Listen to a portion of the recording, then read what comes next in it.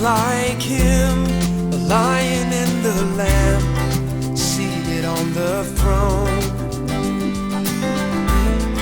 Mountains bow down, every ocean roars to the Lord of hosts. Praise Adonai, from the rising of the sun to the end of every day. Praise Adonai, all the nations of the earth, all the angels and the saints sing praise.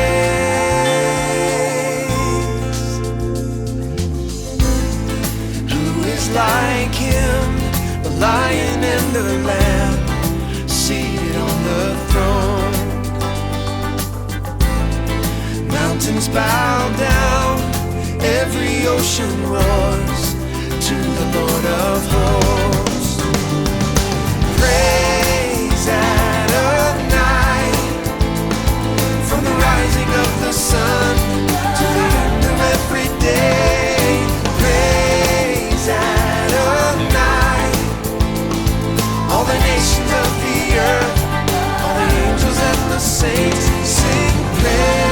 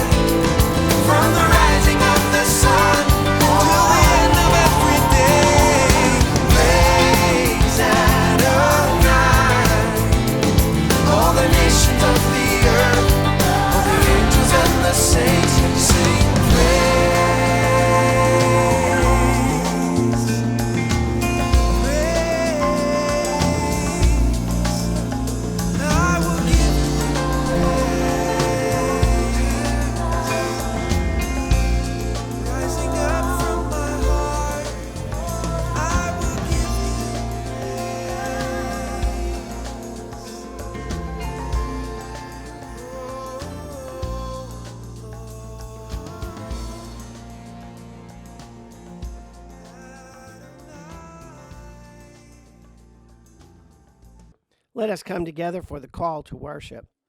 Our lives feel all disjointed as though they were a valley of dry bones.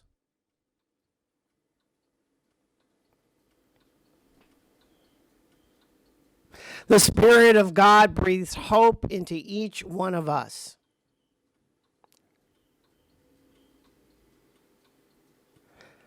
Open our hearts, Lord, and bring us to your light.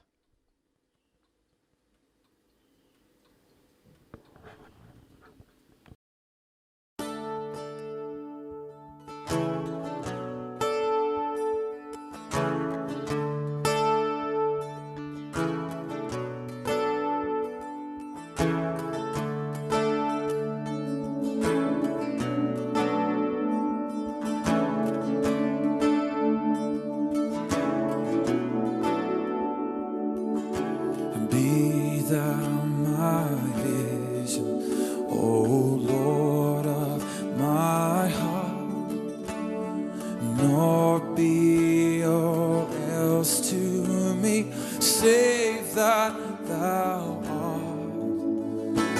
Thou my best all in the day and the night, waking or sleeping, thy presence presence, my life.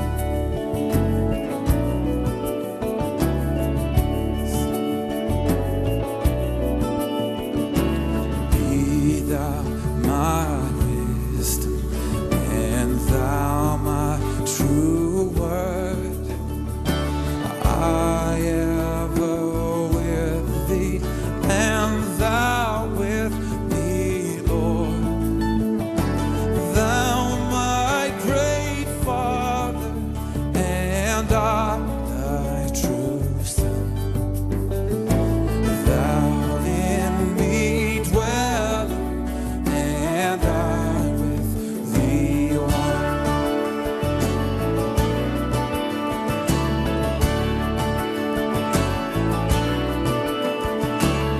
Riches I heed not, no man's empty praise.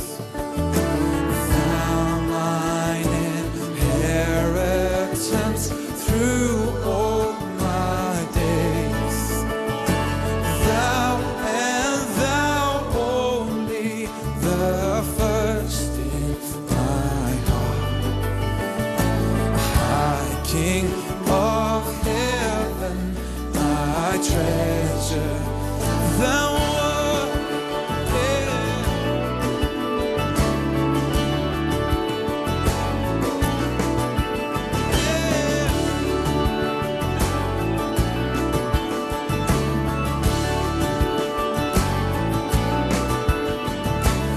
High King of heaven, when the battle is done, grant heaven's joy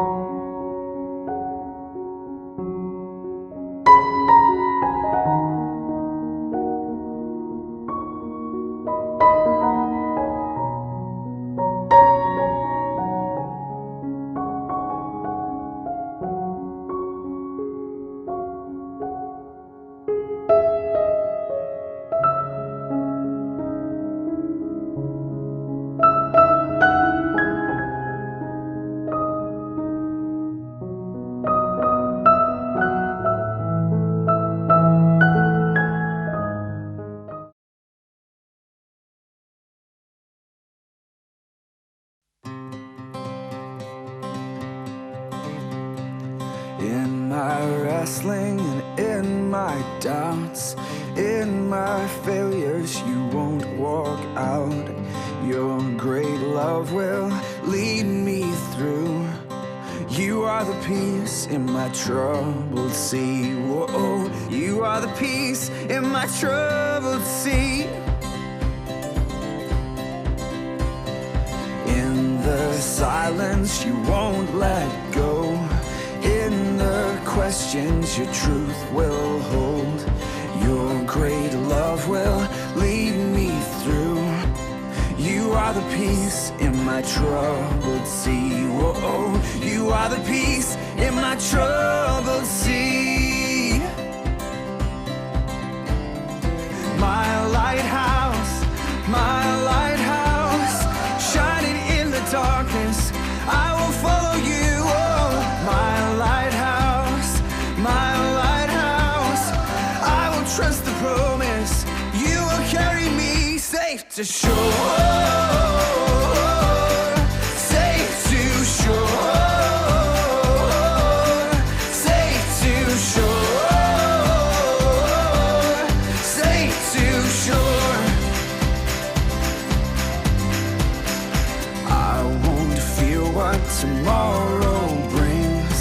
With each morning I'll rise and sing. My God's love will lead me through. You are the peace in my troubled sea. Whoa, you are the peace in my troubled sea. Oh, you are my light, my lighthouse, shining in the darkness. I will follow you. Oh, my lighthouse, I will trust the promise. You will carry me safe to shore, safe to shore.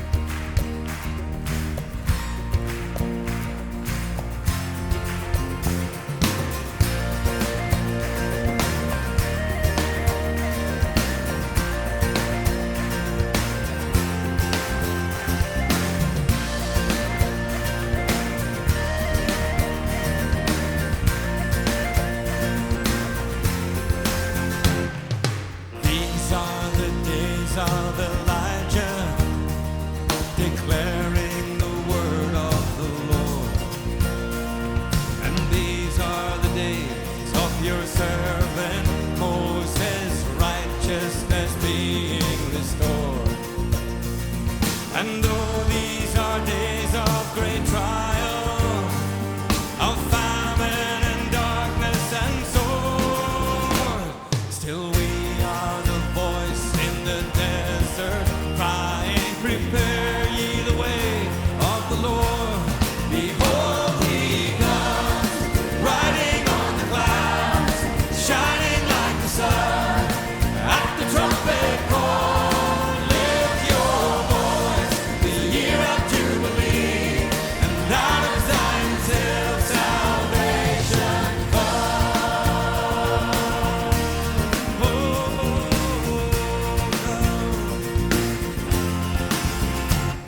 And these are the days of Ezekiel, the dry bones becoming his flesh.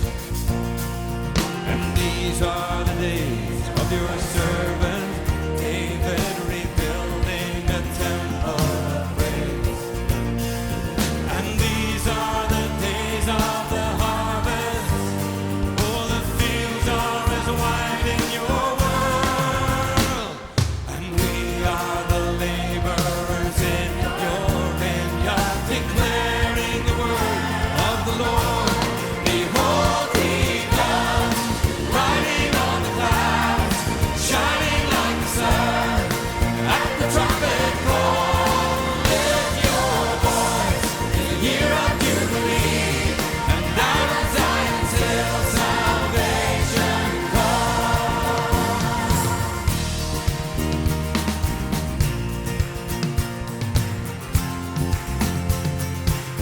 There is no God like Jehovah. There is no God like Jehovah. There is no God like Jehovah. There is no God like Jehovah. There is no God like Jehovah. There is no God like Jehovah. There is no God like Jehovah. There is no God like Jehovah. There is no God like Jehovah. There is no God like Jehovah. There is no God like Jehovah. There is no God like Jehovah. There is no God like Jehovah. There is no God like Jehovah. There is no God like Jehovah. Behold, he comes, riding on the clouds, shining like the sun. At the trumpet call, lift your voice, it's the year of Jubilee, and out of Zion till salvation comes. Behold, he comes, riding on the clouds, shining like the sun. At the trumpet call, lift your voice, it's the year of Jubilee, and out of Zion till salvation comes. Behold, he comes, riding on the clouds, shining like the sun. At the trumpet call, lift your voice, it's the year of Jubilee, and out of Zion till salvation comes. Behold, he comes, riding on the clouds, shining like the sun. At the trumpet call, lift your voice, it's the year of Jubilee, and out of Zion till salvation comes. Lift your voice, it's the year of Jubilee, and out of Zion till salvation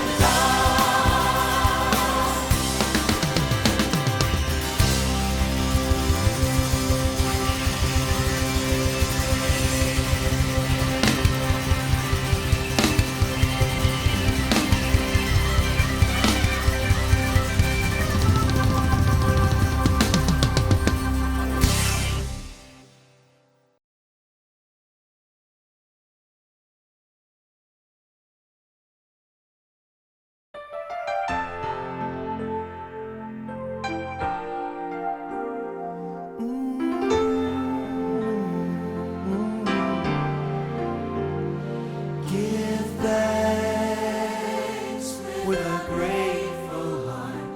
Give thanks to the Holy One.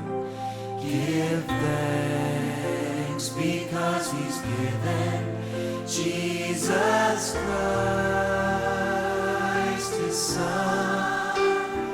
Give thanks with a grateful heart. Give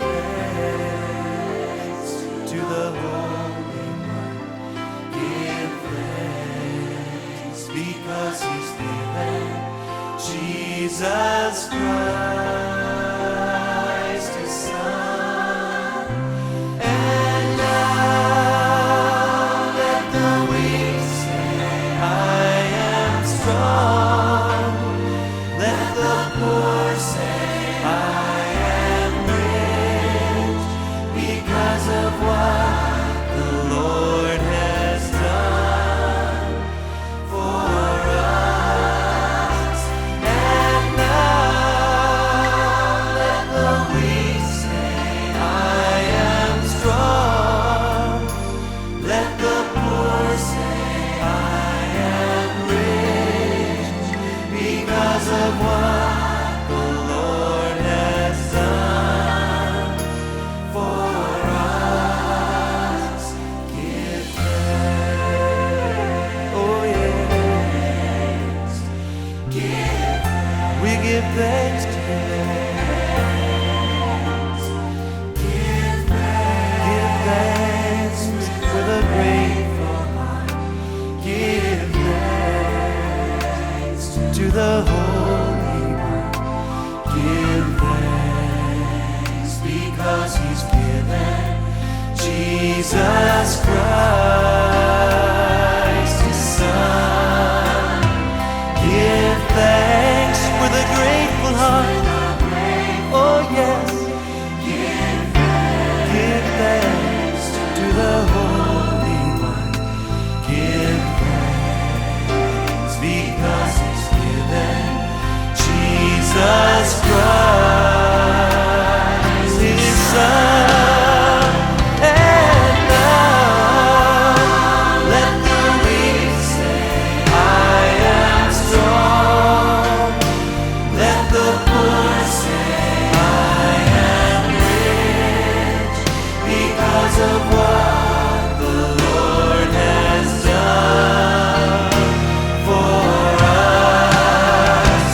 And now let the weak say, I am strong.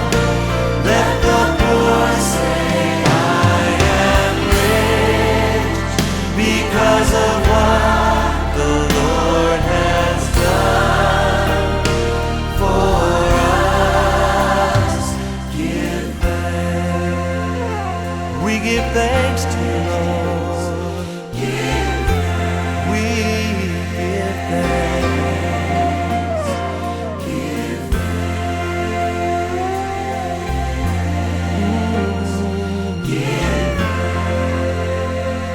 We give thanks to you, Lord.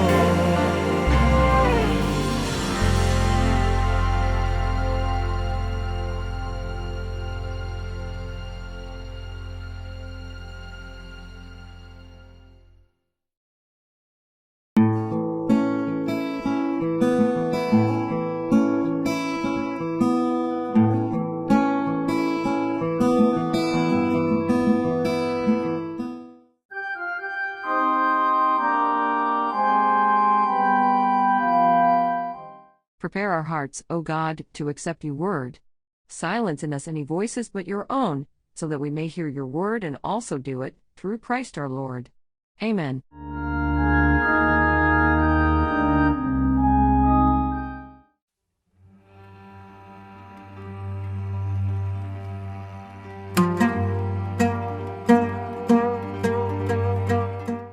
Then the mother of the sons of Zebedee came to Jesus with her sons, bowing down and making a request of him. And he said to her, What do you wish? She said to him, Command that in your kingdom these 2 sons of mine may sit one on your right and one on your left. But Jesus answered, You do not know what you are asking. Are you able to drink the cup that I am about to drink? They said to him, We are able. He said to them, My cup you shall drink, but to sit on my right and on my left, this is not mine to give, but it is for those for whom it has been prepared by my Father. And hearing this, the 10 became indignant with the 2 brothers. But Jesus called them to himself and said, You know that the rulers of the Gentiles lord it over them. It is not this way among you, but whoever wishes to become great among you shall be your servant, and whoever wishes to be first among you shall be your slave, just as the Son of Man did not come to be served, but to serve, and to give his life a ransom for many.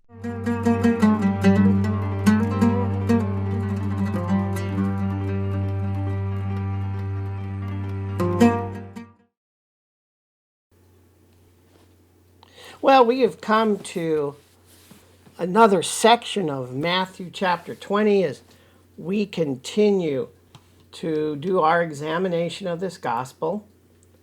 And as I've stated before, we will all become experts on Matthew's gospel because we will have covered everything in it. This is a very unusual meeting between James and John's mother. It's very unusual for a mother to get involved in their grown son's business. Now, why would that be? Well, think about it today. Would you want your mom to get into your business when you're a grown adult? Probably not. I'm sure there are plenty of moms that like to do that, but I think as a whole, we think of ourselves when we're grown that we could handle things. Certainly in Jesus' day, your mom wouldn't come up to Jesus and say, hey, you got to help my son. I'm told in the schools today, they call that the helicopter parents that have to get involved with every grade and every paper. Wow, times have changed. But in Jesus' day, this really wouldn't have happened. So the author of Matthew is hiding something, and that something is infighting. Believe it or not, from the gospel, we have to accept the fact that there was some kind of infighting going on with Jesus and his disciples.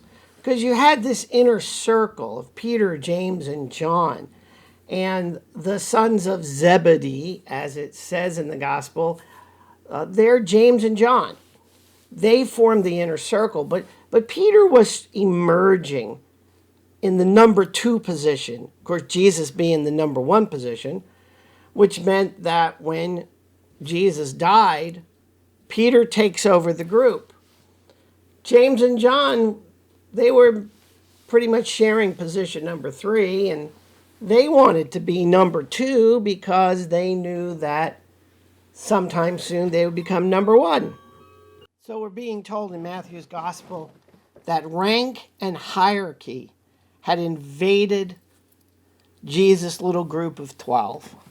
We know that because James and John's mother asked to have them sit at the left and right hand of Jesus, indicating hierarchy. When you think about a king, especially in those days, who sat on their right and left, usually the queen on one side and his firstborn son, the prince, on the other. Those were pretty high positions. Some cases you had a viceroy sitting there, the next in charge. If we consider for a moment that the Gospel of Matthew was specifically written for this Matthean church, as academic scholars like to say, then this is a warning to the Matthew church that politics had gotten into the church, and they can't allow that to happen. Politics can destroy a church. It creates an inward thinking where people start competing with one another over who's more important and who's in charge and who controls what. And when that happens, the spirituality of the church drops. Its outreach disappears. Things are done for the glory of people and not for the glory of God. This happens a lot, obviously, in bigger churches, which we'll talk about in a minute. But interestingly enough, it is Paul, good old Paul, who instituted hierarchy in the church. He's the one who said we need episkopos, or overseers. He never met Jesus. I don't think he knew any better, because I think Jesus would have told him to his face, just like he did to the disciples. Hierarchy is a bad thing.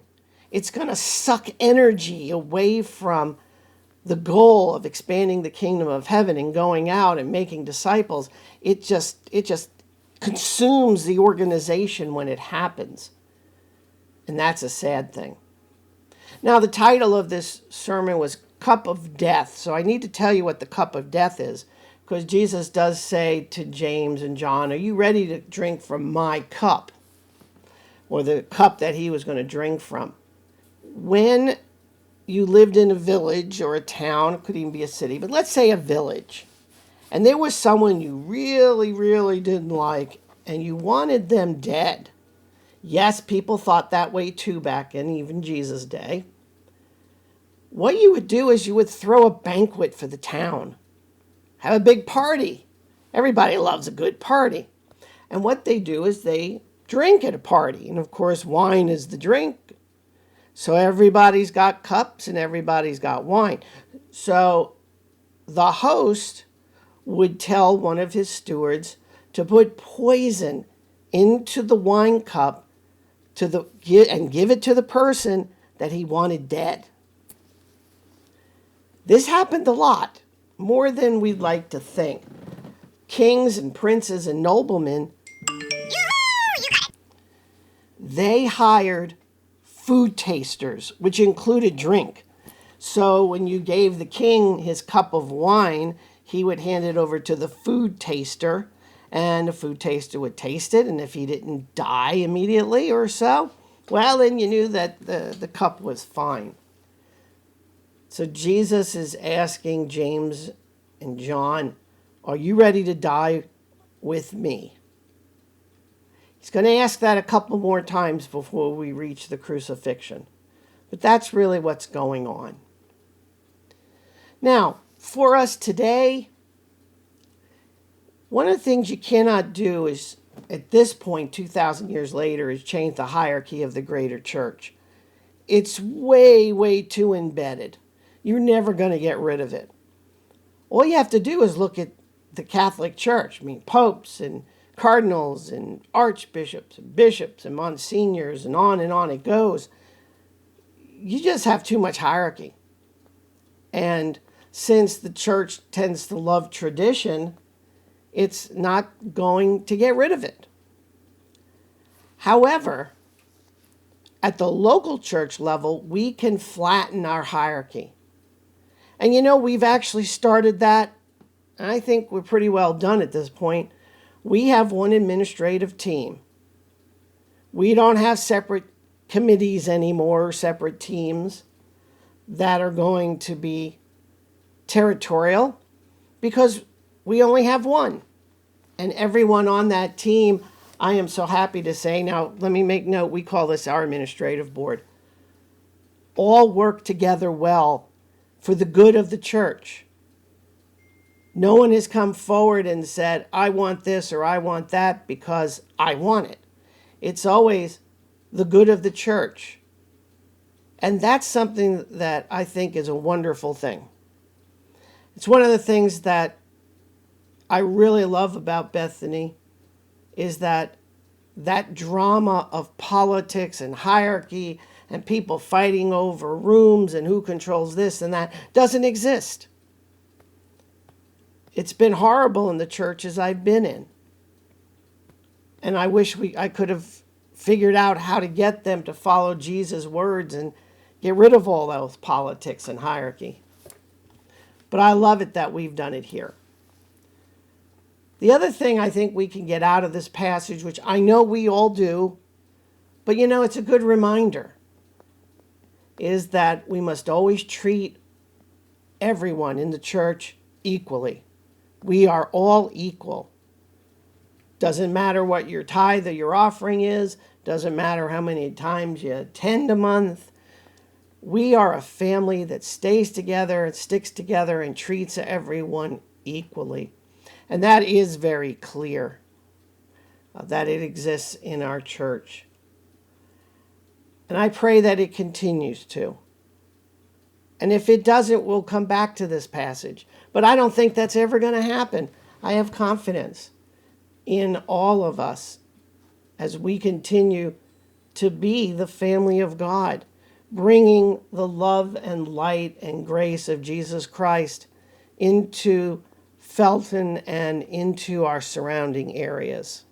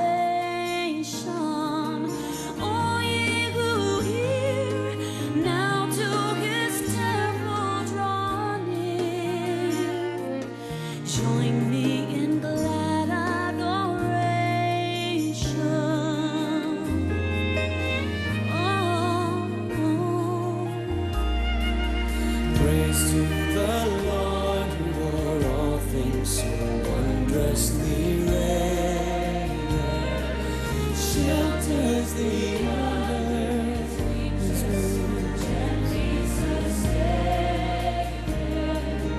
Hast thou not seen how all thy longings have been? They've been granted. Oh, what he ordained.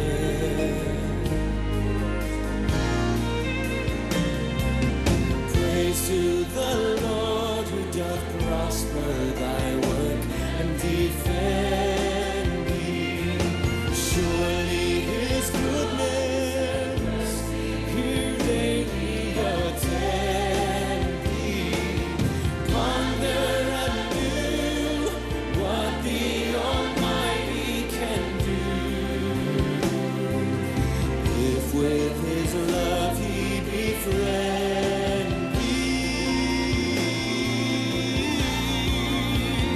Praise the Lord. Praise the Lord.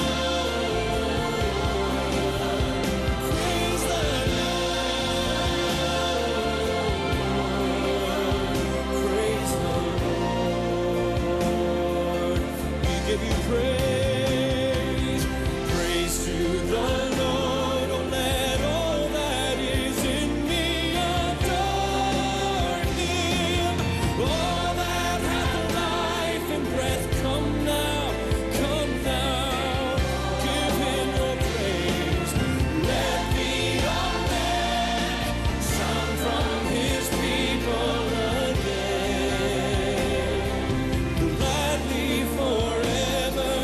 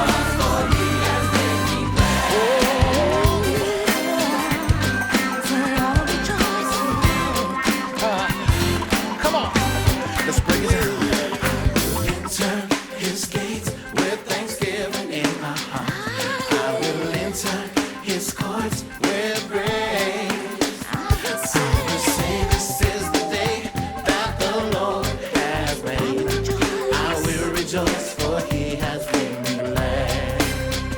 You know what I'm talking about?